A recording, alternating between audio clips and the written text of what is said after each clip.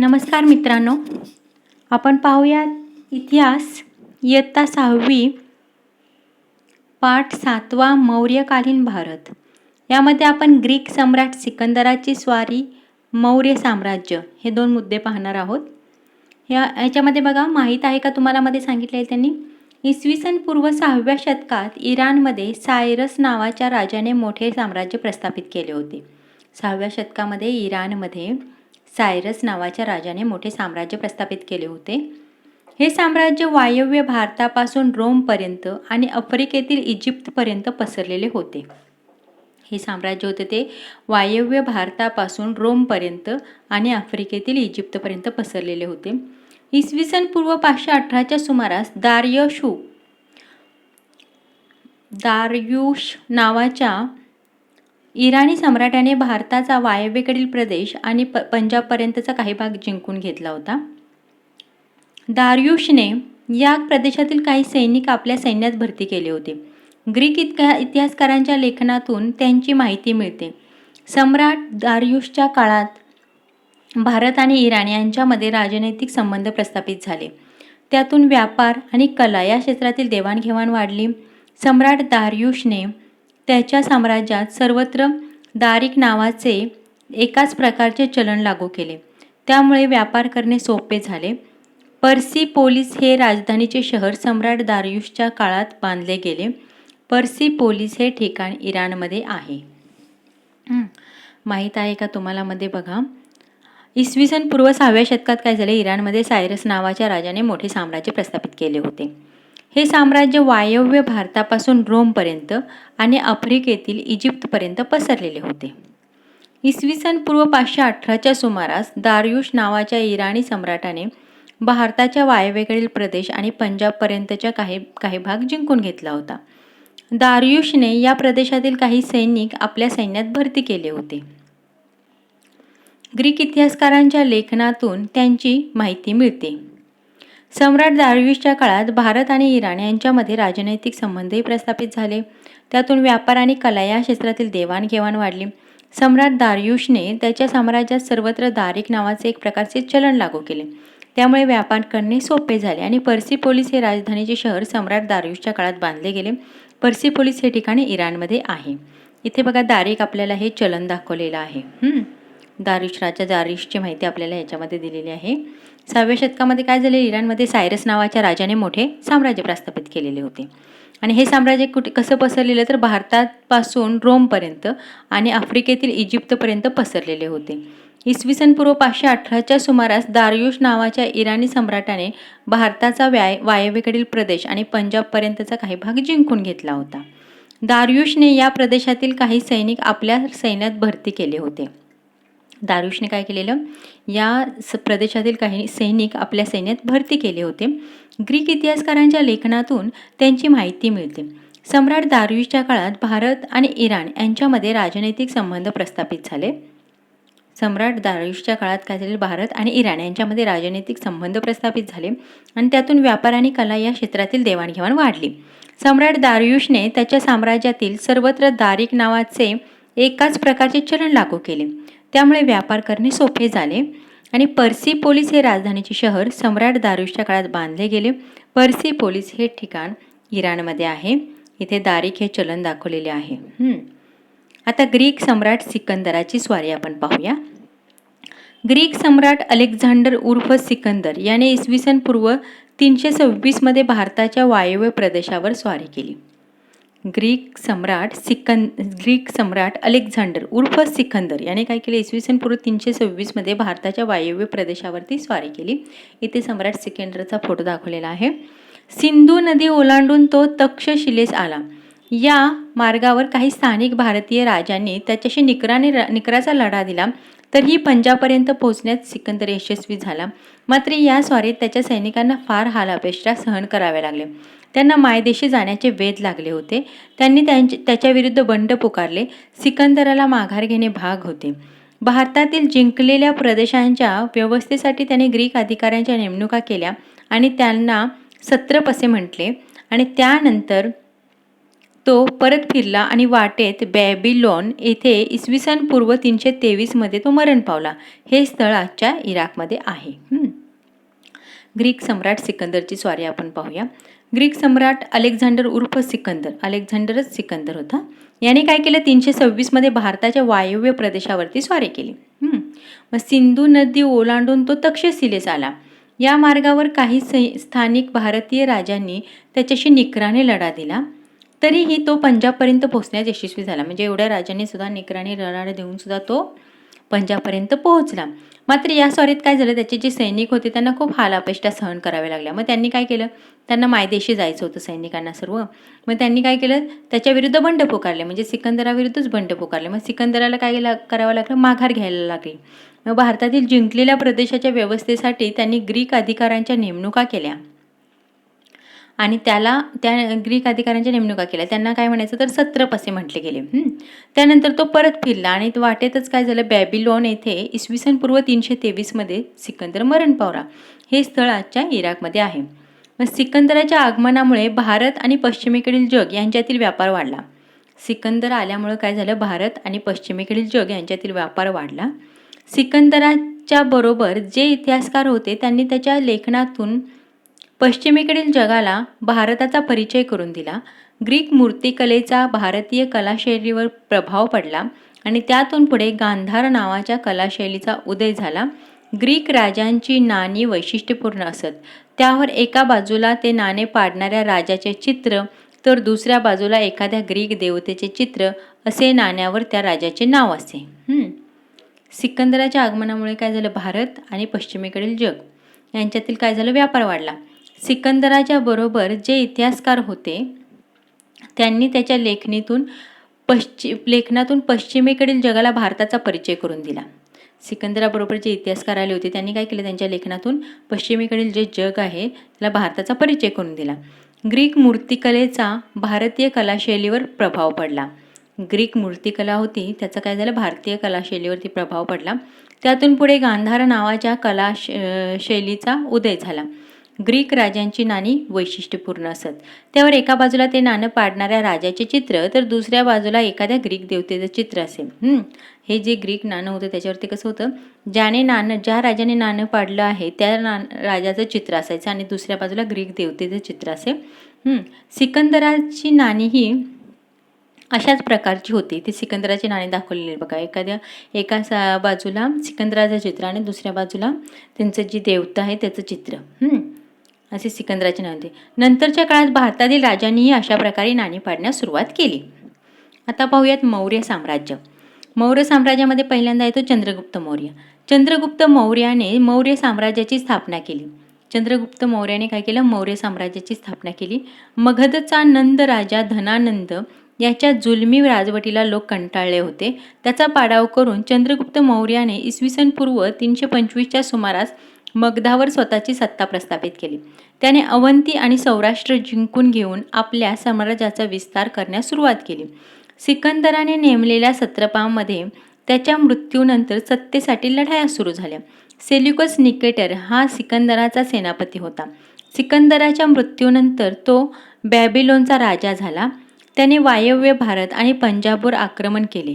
चंद्रगुप्त मौर्याने त्याच्या आक्रमणाचा यशस्वी प्रतिकार केला. सेल्युकस निकेटरचा पराभव केल्यामुळे अफगाणिस्तानातील काबूल, कंदाहार, हेरात हे प्रदेश त्याच्या साम्राज्यात सामील झाले. मौर्य साम्राज्य बघूया आपण. त्याच्यामध्ये पहिला राजा आहे तो चंद्रगुप्त मौर्य. चंद्रगुप्त मौर्याने काय मौर्य साम्राज्याची स्थापना केली. मौर्य साम्राज्याची स्थापना चंद्रगुप्त मौर्याने केली. मगधचा नंद राजा धनानंद याच्या जुलमी राजवटीला लोक कंटाळले होते. मगधचा नंद राजा धनानंद याच्या जुलमी राजवटीला लोक कंटाळले होते. त्याचा पाडाव करून चंद्रगुप्त मौर्याने इसवी सन पूर्व 325च्या सुमारास मगधावर आपल्या सत्ता प्रस्थापित केली. त्याने अवंती आणि सौराष्ट्र जिंकून घेऊन आपल्या साम्राज्याचा विस्तार करण्यास सुरुवात केली. सिकंदराने नेमलेल्या सत्रपामध्ये त्याच्या मृत्यूनंतर सत्तेसाठी लढाया सुरू झाल्या. सेल्युकस निकेटर हा सिकंदराचा सेनापती होता. सिकंदराच्या मृत्यूनंतर तो बॅबिलोनचा राजा झाला. त्याने वायव्य भारत आणि पंजाबवर आक्रमण केले. चंद्रगुप्त मौर्याने त्याच्या आक्रमणाचा यशस्वी प्रतिकार केला. सेल्युकस निकेटरचा पराभव केल्यामुळे अफगाणिस्तानातील काबूल, कंदाहार, हेरात हे प्रदेश त्याच्या साम्राज्यात सामील झाले. चंद्रगुप्त मौर्याच्या साम्राज्यात कुठले तर सेल्युकस निकटचा पराभव केल्यामुळे अफगाणिस्तानातील काबूल, कंदाहार, हेरात हे प्रदेश साम्राज्यात सामील झाले. माहीत आहे का तुम्हाला मध्ये पहा, विशाख दत्त या संस्कृत नाटककाराने मुद्रा राक्षस हे नाटक लिहिले. त्यात धनानंदाचा नाश करून चंद्रगुप्त मौर्याने स्वतंत्र सत्ता कशी स्थापन केली हे कथानक उलगडले आहे. या कथानकात आर्य, चाणक्य किंवा कौटिल्य यांच्या योगदानास विशेष महत्त्व दिले आहे. विशाख दत्त या संस्कृत नाटककाराने मुद्रा राक्षस हे नाटक लिहिलेले आहे. मुद्रा राक्षस हे कोणी लिहिले आहे? विशाख दत्त या संस्कृत नाटककाराने. त्यात धनानंदाचा नाश करून चंद्रगुप्त मौर्याने सत्ता कशी स्थापन केली ह्याचं कथानक उलगडले आहे. आणि या कथानकात आर्य, चाणक्य किंवा कौटिल्य यांच्या योगदानास विशेष महत्त्व दिले गेले आहे. मेगॅस्थिनीस हा सेल्युकस निकेटरचा राजदूत चंद्रगुप्त मौर्याच्या दरबारात राहिला होता. मेगॅस्थिनीस हा सेल्युकस निकेटरचा राजदूत चंद्रगुप्त मौर्याच्या दरबारात राहिला होता. त्याच्या इंडिका या ग्रंथातील वर्णन हे मौर्यकालीन भारताच्या अभ्यासाचे महत्त्वाचे साधन आहे. त्याच्या इंडिका या ग्रंथातील वर्णन हे मौर्यकालीन भारताच्या अभ्यासाचे महत्त्वाचे साधन आहे. सेल्युकस निकेटरचा राजदूत कोण? मेगॅस्थिनीस हा का चंद्रगुप्त मौर्याच्या दरबारात राहिला होता. आणि त्याच्या इंडिका या ग्रंथातील वर्णन कुणाच्या? मेगॅस्थिनीस जो सेल्युकस निकेटरचा राजदूत होता, त्याच्या इंडिका या ग्रंथातील वर्णन हे मौर्यकालीन भारताच्या अभ्यासाचे महत्त्वाचे साधन आहे. गुजरात राज्यातील जुनागडजवळ सम्राट चंद्रगुप्त मौर्याने सुदर्शन नावाचे धरण बांधलेले होते, तसा उल्लेख असलेला शिलालेख आहे. गुजरात राज्यातील जुनागडजवळ सम्राट चंद्रगुप्त मौर्याने सुदर्शन नावाचे धरण बांधले होते आणि तसा उल्लेख असलेला शिलालेखही आहे. माहीत आहे का तुम्हाला मध्ये पहा, जैन परंपरेनुसार चंद्रगुप्त मौर्याने जैन धर्माचा स्वीकार केला होता असे मानले जाते. आयुष्याच्या शेवटी त्याने राजपदाचा त्याग केला. उरलेले आयुष्य तो कर्नाटक जवळील श्रवणबेळगोळ येथे राहिला. तेथेच त्याचा मृत्यू झाला. जैन परंपरेनुसार चंद्रगुप्त मौर्याने जैन धर्माचा स्वीकार केला होता असे मानले जाते. आयुष्याच्या शेवटी त्याने राजपदाचा त्याग केला आणि उरलेले आयुष्य तो कर्नाटकातील श्रवणबेळगोळ येथे राहिला आणि तेथेच त्याचा मृत्यू झाला. आता पहा, सम्राट अशोक. चंद्रगुप्ताने राजपदाचा त्याग केल्यानंतर त्याचा मुलगा बिंदुसार मगधचा राजा झाला. चंद्रगुप्ताचा मुलगा कोण? बिंदुसार. मग तो मगधचा राजा झाला. बिंदुसारच्या मृत्यूनंतर त्याचा मुलगा अशोक इसवी सन पूर्व 273 मध्ये सत्तेवर आला. राजा होण्यापूर्वी त्याची नेमणूक तक्षशिला आणि उज्जैनी येथे राज्यपाल म्हणून करण्यात आली होती. तो राज्यपाल असताना तक्षशिला येथे झालेले बंड त्याने यशस्वीरित्या मोडून काढले होते. मगधचे सम्राटपद प्राप्त झाल्यानंतर त्याने कलिंगवर स्वारी केली. कलिंग राज्याचा प्रदेश आजच्या ओडिशा राज्यात होता. सम्राट अशोकाने कलिंगवर विजय मिळवला. आता सम्राट अशोक आपण पाहूयात. चंद्रगुप्ताने काय केलं? राजपदाचा त्याग केला. मग त्यानंतर त्याचा मुलगा बिंदुसार हा मगधचा राजा झाला. मग बिंदुसारच्या मृत्यूनंतर त्याचा मुलगा अशोक, चंद्रगुप्त, त्याचा मुलगा बिंदुसार, बिंदुसारचा मुलगा अशोक इसवी सन पूर्व 273 मध्ये सत्तेवर आला. राजा होण्यापूर्वी त्याची नेमणूक तक्षशिला आणि उज्जैनी येथे राज्यपाल म्हणून करण्यात आली होती. तो राज्यपाल असताना तक्षशिला येथे झालेले बंड त्याने यशस्वीरित्या मोडून काढले होते. मगधचे सम्राटपद प्राप्त झाल्यानंतर त्याने कलिंगवर स्वारी केली आणि कलिंग राज्याचा प्रदेश आजच्या ओडिशा राज्यात आहे. सम्राट अशोकाने कलिंगवर विजय मिळवला. वायव्येस अफगाणिस्तान आणि उत्तरेस नेपाळपासून दक्षिणेस कर्नाटक आणि आंध्र प्रदेशापर्यंतचा तसेच पूर्वेस बंगालपासून पश्चिमेस सौराष्ट्रपर्यंत सम्राट अशोकाचे साम्राज्य पसरले होते. वायव्येस अफगाणिस्तान, उत्तरेस नेपाळपासून दक्षिणेत कर्नाटक आणि आंध्र प्रदेशापर्यंत तसेच पूर्वेस बंगालपासून पश्चिमेस सौराष्ट्रपर्यंत सम्राट अशोकाचे साम्राज्य पसरले होते. आता कलिंगचे युद्ध आपण पाहूया. कलिंगच्या युद्धातील रक्तपात पाहून अशोकाने पुन्हा कधीही युद्ध न करण्याचा निर्णय घेतला. कलिंगच्या युद्धातील रक्तपात पाहून अशोकाने पुन्हा कधीही युद्ध न करण्याचा निर्णय घेतला. सत्य, अहिंसा, इतरांप्रती दया आणि क्षमावृत्ती. सत्य, अहिंसा, इतरांप्रती दया आणि क्षमावृत्ती हे गुण त्याच्या दृष्टीने महत्त्वाचे होते. त्याचा संदेश लोकांपर्यंत पोहोचवण्यासाठी त्याने ठिकठिकाणी शिलालेख आणि स्तंभलेख कोरवले. हे लेख ब्राह्मी लिपीत होते. आहेत आणि या लेखामध्ये त्याने स्वतःचा उल्लेख देवानं पियो प्रियदसी म्हणजे देवाचा प्रिय प्रियदर्शी असा केलेला आहे. राज्याभिषेक झाल्यानंतर 8 वर्षांनी त्याने कलिंगवर विजय मिळवला आणि तेथील विनाश पाहून त्याचे हृदय परिवर्तन झाले आणि याचा उल्लेख त्याच्या एका लेखात आहे. सम्राट अशोकाच्या दिल्ली टोपडा येथील एका लेखात वटवाघळे, माकडे, गेंडे इत्यादींची शिकार करू नये, जंगलात वनवे लावू नयेत असे सक्त निर्बंध लिहून ठेवलेले आहेत. इथे बघा आपल्याला सम्राट अशोकचा फोटो दाखवलेला आहे. सम्राट अशोक आपण कलिंगचे युद्ध पाहूयात. सम्राट अशोक कोण होता तर चंद्रगुप्ताने काय केलं, राजपदाचा त्याग केला. मग चंद्रगुप्ताचा मुलगा बिंदुसार मगधचा राजा झाला. बिंदुसारचा मृत्यू झाल्यानंतर त्याचा मुलगा अशोक इसवी सन पूर्व 273 मध्ये सत्तेवर आला.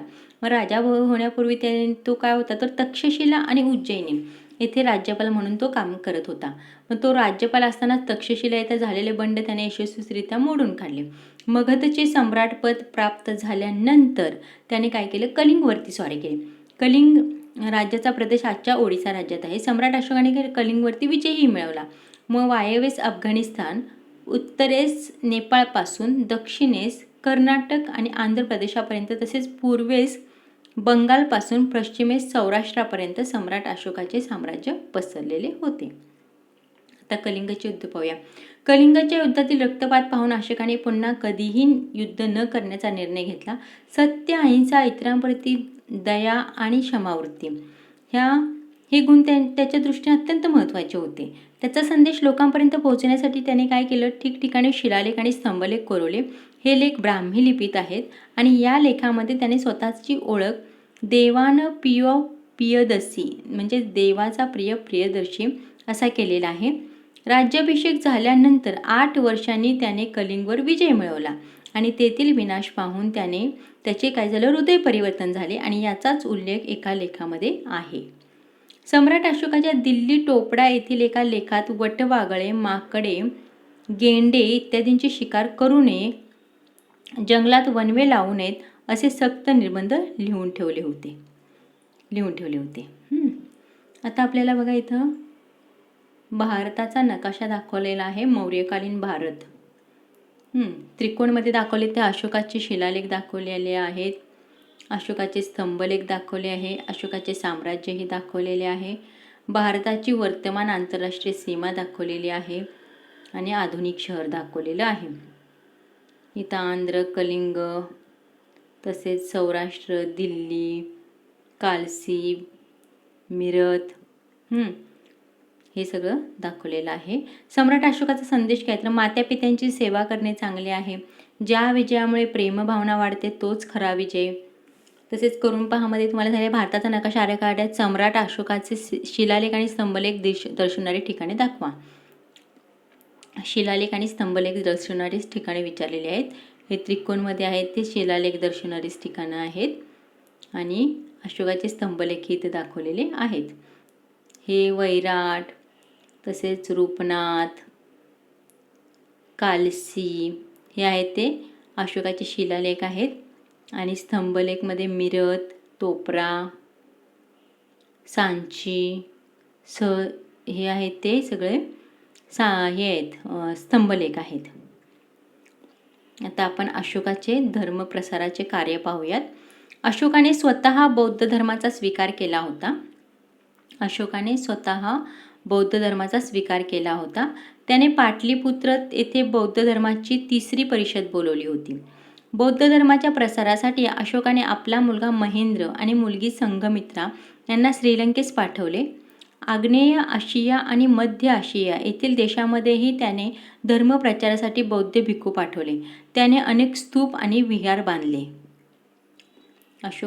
अशोकाने धर्मप्रसाराचे कार्य कसे केले आहे तर अशोकाने काय केले, स्वतः बौद्ध धर्माचा स्वीकार केला होता. त्याने पाटलीपुत्र येथे बौद्ध धर्माची 3री परिषद बोलवली होती. स्वतः बौद्ध धर्माचा स्वीकार करून पाटलीपुत्र येथे बौद्ध धर्माची 3री परिषद बोलवली होती. बौद्ध धर्माच्या प्रसारासाठी अशोकाने आपला मुलगा महेंद्र आणि मुलगी संघमित्रा यांना काय केले, श्रीलंकेस पाठवले. आग्नेय आशिया आणि मध्य आशिया येथील देशांमध्येही त्याने धर्मप्रचारासाठी बौद्ध भिक्खू पाठवले. त्याने अनेक स्तूप आणि विहार बांधले. आता अशोकाची लोकोपयोगी कामे पाहूयात. अशोकाने प्रजेसाठी सुखसोयी निर्माण करण्यावर भर दिला. उदाहरणार्थ माणसांना तसेच पशूंना मोफत औषध पाणी मिळावे अशी सोय केली. अनेक रस्ते बांधले, सावलीसाठी रस्त्याच्या दोन्ही बाजूंना झाडे लावली, धर्मशाळा बांधल्या, विहिरी खोदल्या. ही सर्व कामे अशोकाने केलेली आहेत. आता हे करून पहा मध्ये बघा, तुमच्या परिसरात कोणत्या संस्था कोणती लोकोपयोगी कामे करतात त्याचा अहवाल तयार करा. मौर्यकालीन राज्यव्यवस्था. मौर्य साम्राज्याची राजधानी पाटलीपुत्र येथे होती. राज्यकारभाराच्या सोयीसाठी साम्राज्याचे 4 विभाग पाडलेले होते. प्रत्येक विभागाची स्वतंत्र राजधानी होती. मौर्यकालीन राज्यव्यवस्था आपण पाहूया कशी होती. तर मौर्य साम्राज्याची राजधानी पाटलीपुत्र होती. राज्यकारभाराच्या सोयीसाठी साम्राज्याचे 4 विभाग पाडलेले होते. प्रत्येक विभागाची स्वतंत्र राजधानी होती. पूर्व विभाग तोशाली ओडिशा, पश्चिम विभाग उज्जैनी मध्य प्रदेश, दक्षिण विभाग सुवर्णगिरी कर्नाटकातील कनकगिरी, उत्तर विभाग तक्षशिला पाकिस्तान. राज्यकारभारात राजाला सल्ला देण्यासाठी मंत्री परिषद असे. वेगवेगळ्या पातळ्यांवर काम करणारे अनेक अधिकारी होते. या सर्वांवर देखरेख करण्यासाठी आणि शत्रूच्या हालचालीवर नजर ठेवण्यासाठी अत्यंत सक्षम असे हेरखाते होते. बघा, त्या काळी सुद्धा एवढी व्यवस्था होती, राज्यव्यवस्था एवढी चोख होती. मौर्यकालीन लोकजीवन. मौर्य काळात शेतीच्या उत्पादनाला खूप महत्त्व होते. शेतीबरोबरच व्यापार आणि इतर उद्योगही भरभराटीला आले होते. मौर्य काळात काय झालेलं, शेतीच्या उत्पादनाला खूप महत्त्व होते आणि शेतीबरोबरच व्यापार आणि इतर उद्योगही भरभराटीला आले होते. हस्तिदंतावरील कोरीव काम, कापड विणणे आणि रंगवणे, धातुकाम यांसारखे अनेक व्यवसाय होते. चकाकी असलेली काळ्या रंगाची मातीची भांडी घडवली जात. नौका बांधणी हा एक मोठ्या प्रमाणावरील उद्योग होता. धातुकामामध्ये इतर धातूंबरोबर लोखंडाच्या वस्तू बनवण्याचे तंत्रज्ञान विकसित झाले होते. नगरांमध्ये आणि ग्रामांमध्ये उत्सव समारंभ साजरे होते. त्यामध्ये लोकांच्या मनोरंजनासाठी नृत्य, गायनाचे कार्यक्रम होत. कुस्तीचे खेळ, रथांच्या शर्यती लोकप्रिय होत्या. सोंगट्यांचा खेळ आणि बुद्धिबळ यांसारखे खेळ आवडीने खेळले जात. बुद्धिबळाला अष्टपद असे नाव होते. बघा, मौर्यकालीन लोकजीवन आपण पाहूया. मौर्य काळात शेतीच्या उत्पादनाला खूप महत्त्व होते. शेतीबरोबरच व्यापार आणि इतर उद्योगही भरभराटीला आले होते. हस्तिदंतावरील कोरीव काम, कापड विणणे आणि रंगवणे, धातुकाम यांसारखे अनेक व्यवसाय होते. चकाकी असलेल्या काळ्या रंगाची मातीची भांडी घडवली जात. नौका बांधणे हाही एक मोठ्या प्रमाणावरील उद्योग होता. धातुकामामध्ये इतर धातूबरोबर लोखंडाच्या वस्तू बनवण्याचे तंत्रज्ञान विकसित झाले होते. नगरांमध्ये आणि ग्रामांमध्ये उत्सव समारंभ साजरे होत. त्यामध्ये लोकांच्या मनोरंजनासाठी नृत्य, गायनाचे कार्यक्रम होत. कुस्तीचे खेळ, रथांच्या शर्यती लोकप्रिय होत्या. सोंगट्यांचा खेळ आणि बुद्धिबळ यांसारखे खेळ आवडीने खेळले जात. बुद्धिबळाला अष्टपद असे नाव होते. स्तंभशीर्ष इथे दाखवलेला आहे बघा. मौर्यकालीन कला आणि साहित्य. सम्राट अशोकाच्या काळात शिल्पकलेला उत्तेजन मिळाले. इथं बराबार येथील लेणे दाखवलेले आहे. सम्राट अशोकाच्या काळात काय झालेलं, शिल्पकलेला उत्तेजन मिळाले होते. अशोकाने उभारलेले स्तंभ हे भारतीय शिल्पकलेचे उत्तम नमुने आहेत. त्याने उभारलेल्या स्तंभावर सिंह, हत्ती, बैल यांसारख्या प्राण्यांची अतिशय उत्तम शिल्पे आहेत. सारनाथ येथील अशोक स्तंभावरील चक्र आणि भारताच्या राष्ट्रध्वजावर झळकते आहे. या स्तंभावर 4ही बाजूस सिंह आहेत. समोरून पाहताना त्यातील 3च आपल्याला दिसतात. ही भारताची राजमुद्रा आहे. त्याच्या काळात खोदली गेलेली बराबार टेकड्यावरील लेणी प्रसिद्ध आहेत. ही लेणी बिहारमध्ये आहेत. भारतातील लेण्यांमध्ये ही लेणी सर्वात प्राचीन आहेत. सम्राट अशोकाच्या मृत्यूनंतर मौर्य साम्राज्याला उतरती कळ आली आणि मौर्य काळानंतर भारतात अनेक राज्ये उदयाला आली, काही साम्राज्यही उदयाला आली. मौर्य साम्राज्य प्राचीन भारतातील सर्वात मोठे साम्राज्य होते. मौर्य काळानंतरच्या राजकीय आणि सांस्कृतिक घडामोडी आपण पुढील पाठात समजावून घेणार आहोत. त्याआधी आपण इथे माहीत आहे का तुम्हाला मध्ये पाहूया. भारताची राजमुद्रा सारनाथ येथील अशोक स्तंभाच्या आधारे तयार करण्यात आली आहे. आपल्या भारताची राजमुद्रा सारनाथ येथील अशोक स्तंभाच्या आधारे तयार करण्यात आली आहे. सारनाथ येथील मूळ स्तंभावर 4 सिंह आहेत. प्रत्येक सिंहाच्या प्रतिमेखाली आडव्या पट्टीवर चक्र आहे आणि त्यापैकी आपणास एकच चक्र पूर्णपणे दिसते. चक्राच्या एका बाजूस अश्व आणि दुसऱ्या बाजूस वृषभ आहे. राजमुद्रेची जी बाजू दिसत नाही त्या बाजूवर अशाच पद्धतीने हत्ती आणि सिंह हे दोन प्राणीही आहेत. तर अशा प्रकारे इथे आपला पाठ संपलेला आहे. धन्यवाद मित्रांनो.